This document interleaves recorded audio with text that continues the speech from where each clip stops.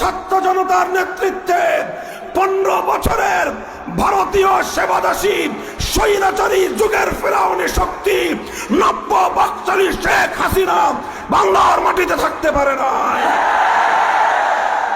মুহতারাম হাজিরিন, সুতরাং সেই প্রেরণায় উজ্জীবিত হয়ে আমরা বলতে চাই, আগস্টের বিপ্লব, আগস্টের বিপ্লব, আগস্টের বিপ্লব দেখো 1 ঘন্টার ব্যবধানে টেকনাফ থেকে তেতুলিয়া গোটা বাংলাদেশ ভাস্কর্য নামক মূর্তি থেকে পবিত্র হয়েছে। সমস্ত মূর্তি ভেঙে গুড়িয়ে দেওয়া হয়েছে। তবে কোন হিন্দুদের মন্দিরে ফুলের টোকাও দেওয়া হয় নাই। হিন্দুদের তাদের ধর্মীয় কোন প্রতিমার গায়ে কেউ আঘাত করে নাই, কোন প্রতিমা ভাঙচুর হয় নাই। হিন্দুদের বাড়ি ঘরে, তাদের উপাসনালয়ে কোন একটা সামান্য ফুলের আচরও লাগে নাই। এ থেকে প্রতীয়মান হয় ইসলামী বিপ্লব হলে হিন্দুরাও নিরাপত্তা পাবে। ইসলামী বিপ্লব হলে প্যাগোডায় থাকা বৌদ্ধদেরও নিরাপত্তা মিলবে। ইসলামী বিপ্লব হলে খ্রিস্টানরা গির্জায় স্বাধীনভাবে ধর্ম পালন করতে পারবে। তবে মুসলিম জনপদে কোনো মূর্তি রাখা চলবে না। শেখ মুজিবের মূর্তি যেমন চলবে না, জিয়াউর রহমানের মূর্তিও চলবে না। এদেশে আর কোনদিন কোন মূর্তির স্থান বাংলার মাটিতে হবে না। এই মাহফিলগুলো আমাদের মাদ্রাসার মাহফিল, ওয়াজ মাহফিল,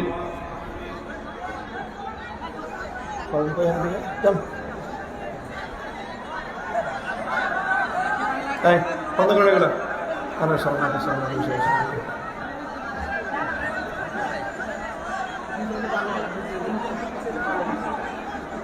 আমাদের এই মাহফিলগুলোর বিষয়ে একটা বিষয় তো অবশ্যই খেয়াল রাখতে হবে আমাদেরকে, যে এই মাহফিলগুলো নিছক ধর্মীয় মাহফিল। ধর্মীয় মাহফিলে ইসলামের বিভিন্ন গুরুত্বপূর্ণ দিক নিয়ে আমরা আলোচনা করব। কোরআন এবং হাদিসের আদর্শ, ইসলামের শিক্ষা নিয়ে আমরা কথা বলবো, আলোচনা হবে। এবং ইসলামের আলোচনার মধ্যে, কোরআন সুন্নাহর আলোচনার মধ্যে ইসলামী জীবন ব্যবস্থার প্রতিটি দিক নিয়ে আলোচনা হবে। মানুষের ব্যক্তিগত জীবন নিয়ে যেমন আলোচনা হবে, মানুষের পারিবারিক জীবনের ব্যাপারে ইসলাম কি বলে সেই বিষয়গুলিও আলোচনা হবে। মানুষের ব্যবসা বাণিজ্য, অর্থনৈতিক জীবন সম্পর্কে ইসলামের দিক নির্দেশনা কি সেটাও আলোচনা হবে। এমনকি ইসলামের রাজনৈতিক আদর্শ কি, রাজনীতি সম্পর্কে ইসলাম কি বলে, রাষ্ট্র ব্যবস্থা কিভাবে চলা উচিত, ইসলামের এই ব্যাপারে কি দৃষ্টিভঙ্গি, প্রশাসন কিভাবে চলা উচিত সেই ব্যাপারে কোরআন হাদিস কি বলে, বিচার ব্যবস্থা কিভাবে চলা উচিত সেই ব্যাপারে কোরআন হাদিস কি বলে, অর্থাৎ গোটা রাষ্ট্র রাজনীতি সব বিষয়ে ইসলামের দৃষ্টিভঙ্গি এবং ইসলামের আদর্শ আমাদেরকে অবশ্যই আলোচনা করতে হবে। কারণ ইসলাম হলো একটা পূর্ণাঙ্গ জীবন ব্যবস্থা। কথা বলেন ঠিক কিনা? তো ইসলামের এই জীবন পূর্ণাঙ্গতার মধ্য থেকে কোনো একটা অংশকে যদি কেউ বাদ দিতে বলে, বাদ দিতে চায়, তাহলে সে ইসলামের চরম শত্রু হিসাবে বিবেচিত হবে।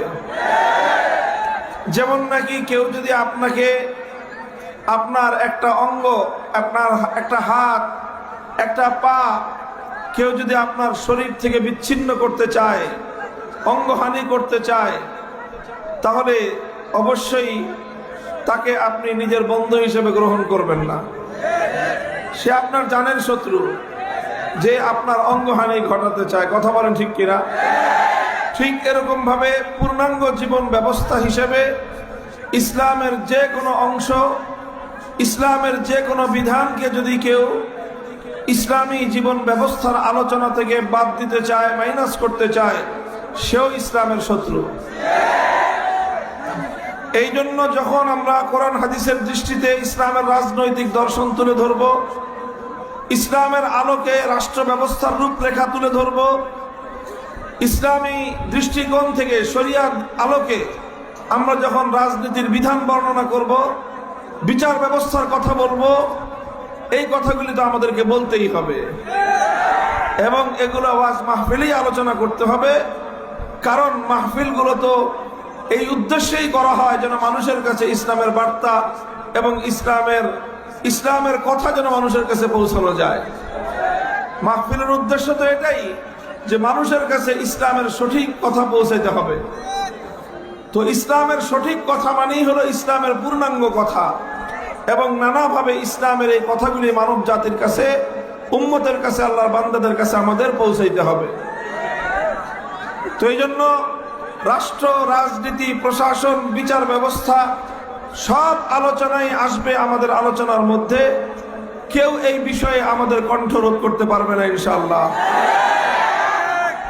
যারা এটা করতে চায় তারা কোনোদিন যারা ইসলামের যে কোনো একটা বিভাগকে, ইসলামের যে কোনো একটা অধ্যায়কে ইসলামের আলোচনা থেকে মাইনাস করতে চায় বা সেই বিষয়ের আলোচনায় যারা বাধা বিঘ্ন সৃষ্টি করতে চায়, তারা যেন ইসলাম থেকে অঙ্গহানি করতে চায়। তাদেরকে যে কোনো মূল্যে প্রতিহত করতে হবে, প্রতিরোধ করতে হবে। এটা তার আপন জায়গায় এই কথাটা স্থির। তবে আরেকটা বিষয় মনে রাখতে হবে, এই মাহফিলগুলো আমাদের দলীয় রাজনীতির মাহফিল না, ইসলামী রাজনীতির মাহফিল, তবে দলীয় রাজনীতির মাহফিল না।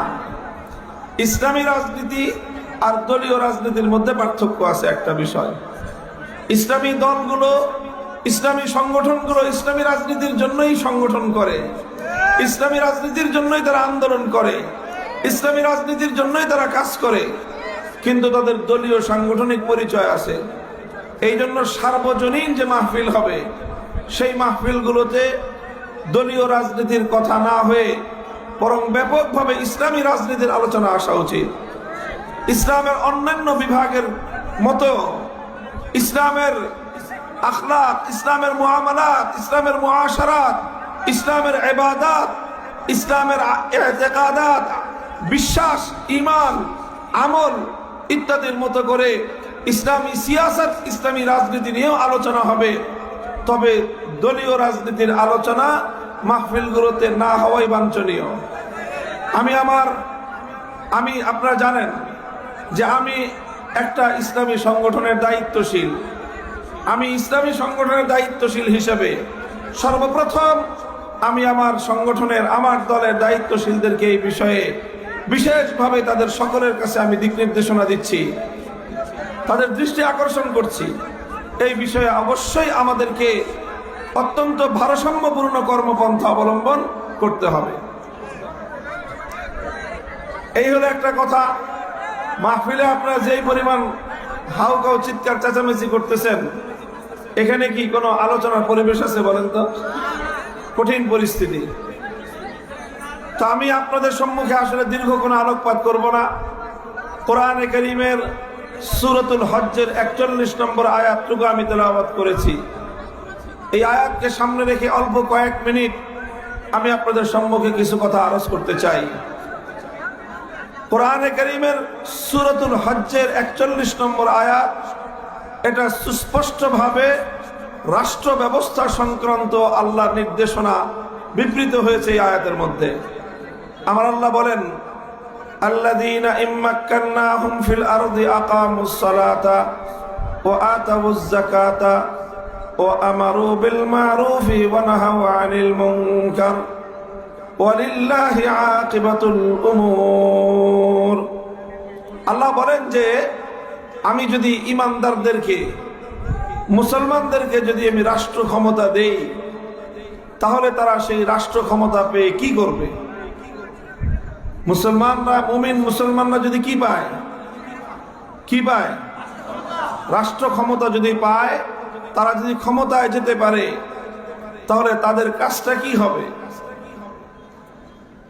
তারা কি শুধুমাত্র এই মানুষের রাস্তাঘাট, ব্রিজ, কালভার্ট নির্মাণ, অর্থনৈতিক উন্নতি, ব্যবসা বাণিজ্যের পরিবেশ সুন্দর করা, শুধু এই সকল কাজই করবে না তাদের আরো কিছু কাজ আছে? কোরআনে কারীম বলতেছে যে মুমিন মুসলমানরা যদি ক্ষমতায় যেতে পারে, রাষ্ট্র ক্ষমতা পায়, তাহলে বিশেষভাবে তারা 4টা কাজ করবে। কয়টা কাজ? 1 নম্বর কাজ হলো আকামুস সালাহ। তারা রাষ্ট্রে, সমাজের সর্বস্তরে মুসলমানদের মধ্যে নামাজ কায়েম করবে। 2 নম্বর কাজ হলো রাষ্ট্রের সর্বস্তরে মুসলমানদের মধ্যে তারা যাকাত ব্যবস্থা প্রতিষ্ঠা করবে। 3 নম্বর কাজ হলো ওয়া আমারু বিল মারুফ। তারা সকল মানুষকে সৎ কাজের, ন্যায় কাজের নির্দেশ দিবে, সৎ কাজের আদেশ করবে। 4 নম্বর কাজ হলো তাদের ওয়া নাহাউ আনিল মুনকার। যাবতীয় অন্যায়, শরীয়ত গর্হিত কাজ থেকে তারা মানুষকে বাধা দিবে। এই হলো 4টা কাজ তাদের।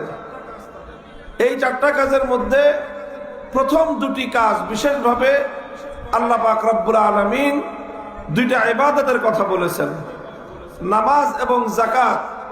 ইবাদত কি ইবাদত না বলেন তো? এগুলো ইবাদত কি না? ইবাদত। বরং বলা যায় ইসলামের মধ্যে ঈমান গ্রহণ করার পরে সবচেয়ে গুরুত্বপূর্ণ বিধান হলো নামাজ। কথা বলেন ঠিক কিনা? নামাজের পরেই গুরুত্বপূর্ণ বিধান হলো যাকাত। তো আল্লাহ পাক রব্বুল আলামিন এখানে স্পষ্ট ভাষায় কোরআনের এই আয়াতে নির্দেশনা দিয়েছেন যে মুসলমানরা রাষ্ট্র ক্ষমতা পেলে এই ক্ষমতা প্রয়োগ করে সর্বপ্রথম ইসলামের এই গুরুত্বপূর্ণ বিধানগুলো তারা সমাজের মধ্যে বাস্তবায়ন করবে। সমাজের মধ্যে যদি এই বিধানগুলো বাস্তবায়ন করা হয় প্রথমে, তাহলে সকল জায়গায় এর সুপ্রভাব পড়বে। নামাজ যদি কায়েম করা হয়, এটার দ্বারা শুধুমাত্র ধর্মীয় বিধানই বাস্তবায়ন হবে না, নামাজের দ্বারা তো ধর্মীয় বিধান বাস্তবায়ন হবেই, সমাজের সকল সেক্টরের উপর এই নামাজের বিধান কায়েম করবার সুফল ফলবে। কিভাবে ফলবে? কারণ নামাজের যে উপকারিতার কথা আল্লাহর কোরআন বলেছে, ইন্নাস সালাতা তানহা আনিল ফাহশাই ওয়াল মুনকার। নিশ্চয় নামাজ মানুষকে অন্যায় এবং অশ্লীল কাজ থেকে বিরত রাখে। কাজেই যখন রাষ্ট্রের মধ্যে সরকার নামাজকে ব্যাপকভাবে কায়েম করবে, সরকারের নেতারা, সরকারের মন্ত্রীরা, রাজনৈতিক নেতা, আমলা যারা রয়েছে, সরকারি কর্মচারী, কর্মকর্তা, সকল সেক্টরে জনগণ, ব্যবসায়ীরা, প্রত্যেকটা মানুষ, ঠিকাদাররা, যারা যেই সেক্টরে আছে, প্রত্যেকের উপর যদি নামাজের বিধান কায়েম করা হয়, তাহলে প্রত্যেকের জীবনে নামাজ তার সুপ্রভাব সৃষ্টি করবে এবং প্রত্যেকটা মানুষের ব্যক্তিগত জীবনে মানুষকে অন্যায় এবং অশ্লীল কাজ থেকে বিরত রাখার জন্য নামাজ সবচেয়ে বেশি ভূমিকা পালন করবে। তখন সমাজের মধ্যে নীতি নৈতিকতার প্রভাব সৃষ্টি হবে, মানুষের অনৈতিকতা কমে আসবে, আর ব্যাপকভাবে মানুষ টপ টু বটম গোটা রাষ্ট্র ব্যবস্থায় যখন মানুষ দায়িত্বশীল থেকে নিয়ে সাধারণ নাগরিকরা পর্যন্ত যখন তাদের মধ্যে অন্যায় অশ্লীল কাজ কমে আসবে, তো এটা স্পষ্টভাবে চ্যালেঞ্জ করে আল্লাহর শপথ করে বলা যায় রাষ্ট্র এবং সমাজের মধ্যে দুর্নীতি বহু অংশে কমে যাবে।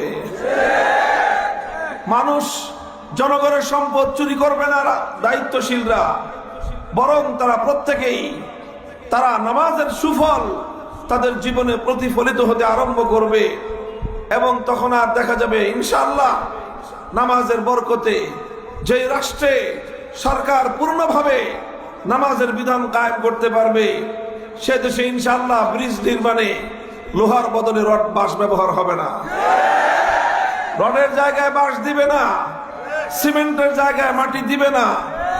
সুতরাং সেখানে যেই সরকারি ভাবে যেই কাজ হবে সেটা 10 বছরের কাজ 1 বছরে ধ্বংস হবে না, বরং সেটা অনেক টেকসই হবে।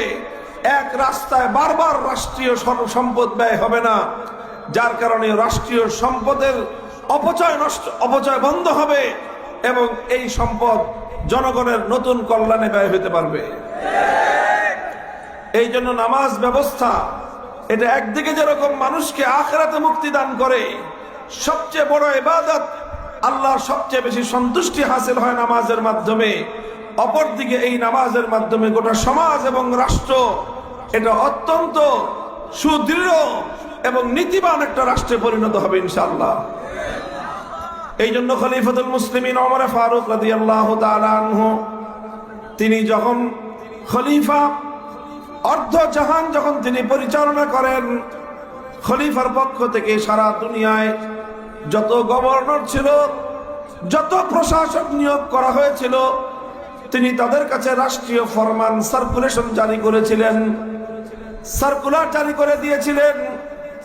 হযরত ওমর সেখানে তাদেরকে বলেছিলেন, ইন্না আহাম্মা উমুরিকুম ইনদি আস-সালাত ফামান হাফিজাহা ফাহুয়া লিমা সিওয়াহা আহফাজ ওয়া মান দাইয়াহা ফাহুয়া লিমা সিওয়াহা আদিয়াউ।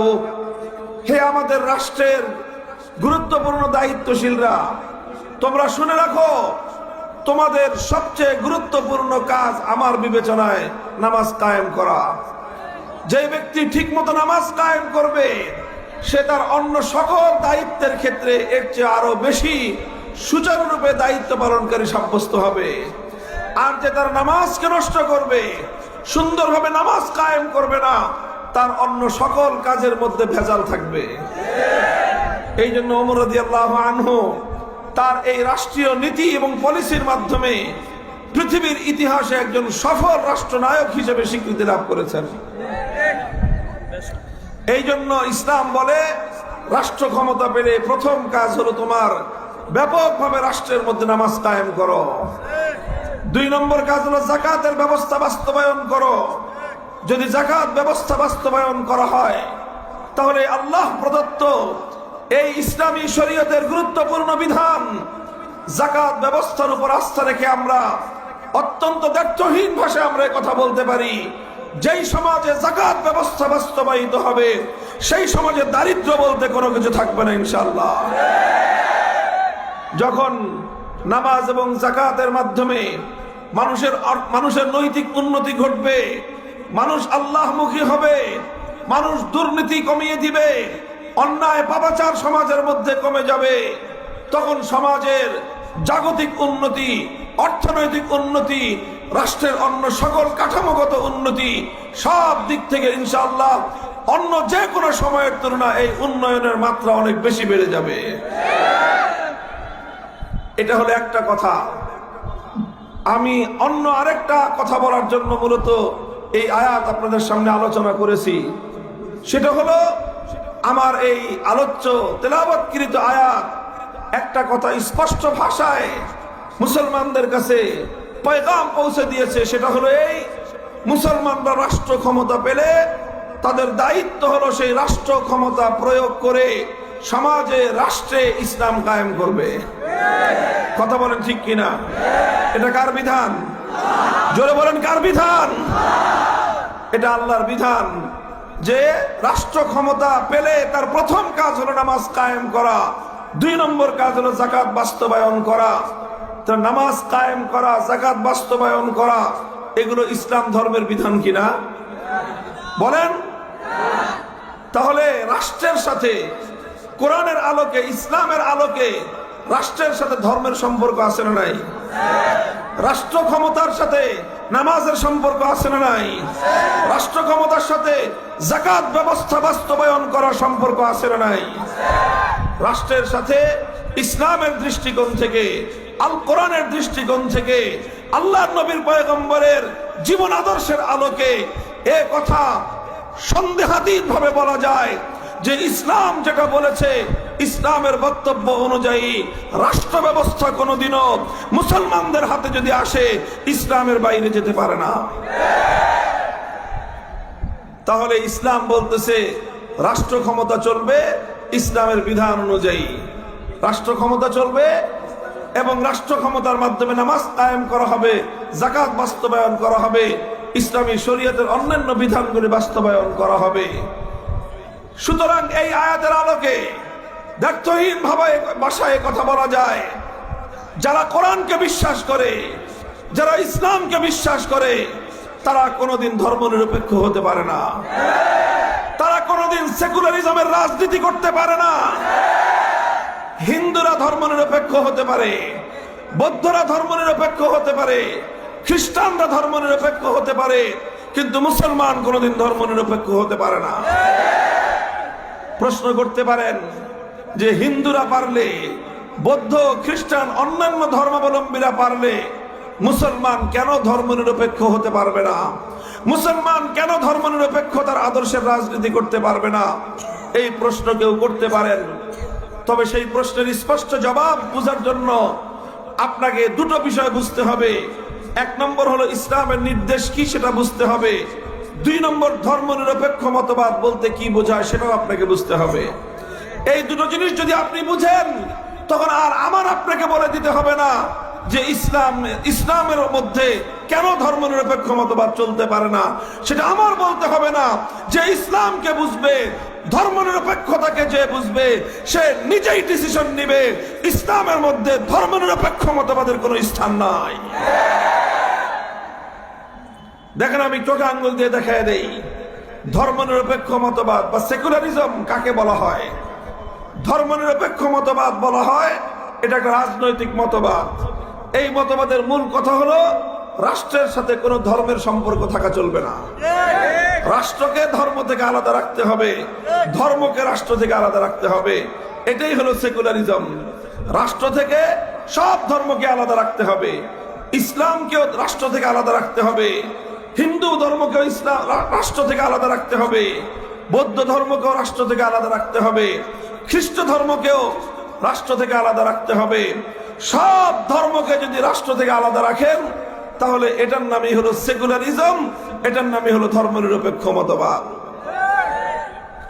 মুহতারাম হাজিরিন, এই মতবাদ যদি একজন হিন্দু গ্রহণ করে, তাহলে তার হিন্দু ধর্মের দিক থেকে তার জন্য কোনো সমস্যা নাই। একজন বৌদ্ধ যদি এই মতবাদ, ধর্মনিরপেক্ষ মতবাদ গ্রহণ করে, সমস্যা নাই। একজন খ্রিস্টান যদি ধর্মনিরপেক্ষ মতবাদ গ্রহণ করে, তাহলে খ্রিস্টান ধর্মের দিক থেকে কোনো সমস্যা নাই। বলবেন কেন সমস্যা নাই? কারণ ধর্মনিরপেক্ষ মতবাদ হলো রাষ্ট্রকে ধর্ম থেকে আলাদা রাখা। হিন্দু ধর্ম হিন্দুদেরকে এই কথা বলে না যে তোমার রাষ্ট্রকে তুমি তোমার ধর্মের মতো চালাও। এই কথা হিন্দু ধর্মের মধ্যে নাই। এই কথাটা হিন্দু ধর্মের মধ্যে নাই যে রাষ্ট্রকে হিন্দু ধর্ম অনুযায়ী চালাতে হবে। সুতরাং কোন হিন্দু যদি ধর্মনিরপেক্ষ হয়, সে তার ধর্মের কোনো বিধান লঙ্ঘন করতে হয় না। সে তার ধর্মকেও ঠিক রাখতে পারে, আবার সে ধর্মনিরপেক্ষ হতে পারে। একজন বৌদ্ধ যদি ধর্মনিরপেক্ষ হয়, সে তার ধর্মনিরপেক্ষ রাজনৈতিক মতবাদও ঠিক রাখতে পারে, আবার তার ধর্ম বৌদ্ধ ধর্ম ঠিক রাখতে পারে। কেন? কারণ বৌদ্ধ ধর্ম তাকে এই কথা বলে নাই যে তোমার রাষ্ট্রকে তুমি ধর্ম অনুযায়ী চালাও। একই কথা খ্রিস্টানের ব্যাপারেও। কোন খ্রিস্টান ব্যক্তি যদি ধর্মনিরপেক্ষ হয়, তাহলে তার ধর্মের কোনো সমস্যা নাই। কারণ খ্রিস্টান ধর্ম খ্রিস্টানদেরকে কথা বলে না যে তোমার রাষ্ট্রকে তুমি তোমার ধর্ম অনুযায়ী চালাও।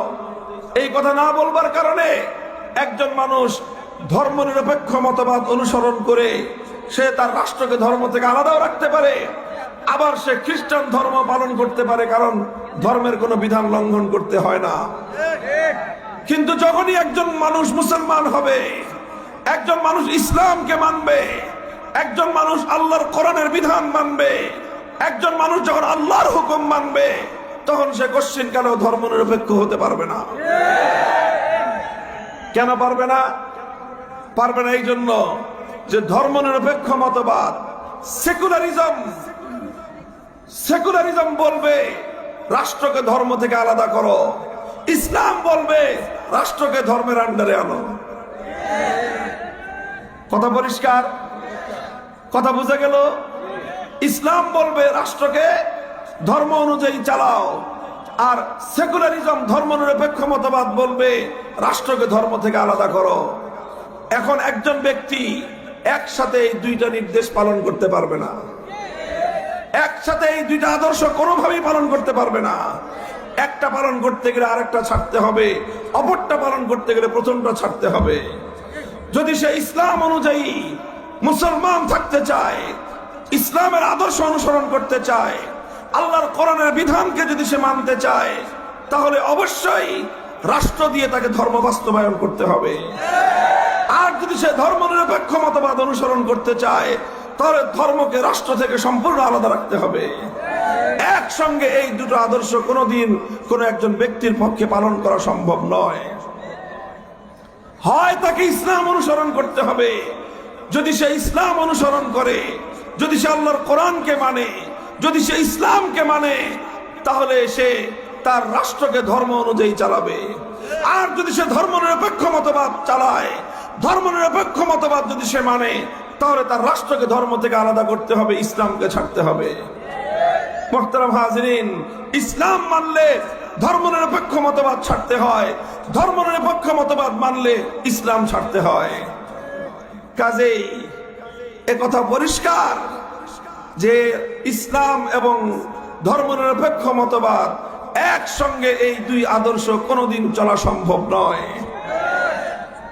এখন কেউ প্রশ্ন করতে পারেন যে হুজুর, তাহলে যে আওয়ামী লীগের লোকজন গত 54 বছর ধরে যে তারা চালাইলো একসাথে, ইসলামও চালাইছে, আবার ধর্মনিরপেক্ষ মতবাদের রাজনীতিও তারা করছে, তাহলে আপনি বলতেছেন পারে না? ওরা তো পারছে। আওয়ামী লীগের লোকজন তো পেরেছে, তারা ধর্মনিরপেক্ষ মতবাদ অনুযায়ী রাজনীতি করেছে, আবার ইসলাম অনুযায়ী তারা ধর্ম মেনেছে, তারা পারলো কেমনে? এটা কেউ প্রশ্ন করতে পারেন। এই প্রশ্নের পরিষ্কার জবাব হলো এই যে তারা যা করেছে, শুধু তারা না, শুধু আওয়ামী লীগ বলে কথা না, আওয়ামী লীগের নামটা এই জন্য বিশেষভাবে উল্লেখ করলাম, কারণ বাংলাদেশে এই অভিশপ্ত ধর্মনিরপেক্ষ মতবাদের রাজনীতি আওয়ামী লীগ আমদানি করেছে। আওয়ামী লীগের আগে বাংলাদেশে কোন দল কোনদিন ধর্মনিরপেক্ষ মতবাদের কথা বলে নাই। এই জন্য তাদের কথা বলতেছি। তাদের ধর্মে, তাদের সংগঠনের সংবিধান অনুযায়ী, তারা তাদের সংগঠন আওয়ামী লীগের দলের গঠনতন্ত্র অনুযায়ী তারা ধর্মনিরপেক্ষ দল। এই জন্য তাদের কথাটা বলতেছি যে তারা যে চালালো, একই সঙ্গে তারা বলে যে তারা মুসলমান, আবার একই সঙ্গে তারা বলে তারা ধর্মনিরপেক্ষ। প্রশ্ন করতে পারেন যে হুজুর, আপনি বলতেছেন দুইটা একসঙ্গে চালানো যায় না, আওয়ামী লীগ তাহলে চালাইলো কেমনে? ভাই, তারা যে চালিয়েছে, তাদের এই চালানোর মধ্যে দুইটার যে কোনো একটা হয়েছে। কি হয়েছে? কি হয়েছে? দুইটার যে কোনো একটা হয়েছে। হয় তারা ধর্মনিরপেক্ষ মতবাদ বুঝে শুনে তারা এটার অনুসারী হয়েছে, বুঝে শুনে ধর্মনিরপেক্ষ মতবাদকে অনুসরণ করেছে, তারা এটা বিশ্বাস করেছে যে রাষ্ট্রকে ধর্ম থেকে আলাদা করতে হয়। হয় তারা এটা বিশ্বাস করেছে যে রাষ্ট্রকে ধর্ম অনুযায়ী চালানো যায় না। এই কথা যদি তারা বিশ্বাস করে থাকে, দায়িত্বহীন ভাষায় কথা হলো, একটারও ঈমান নাই, সব বেঈমান।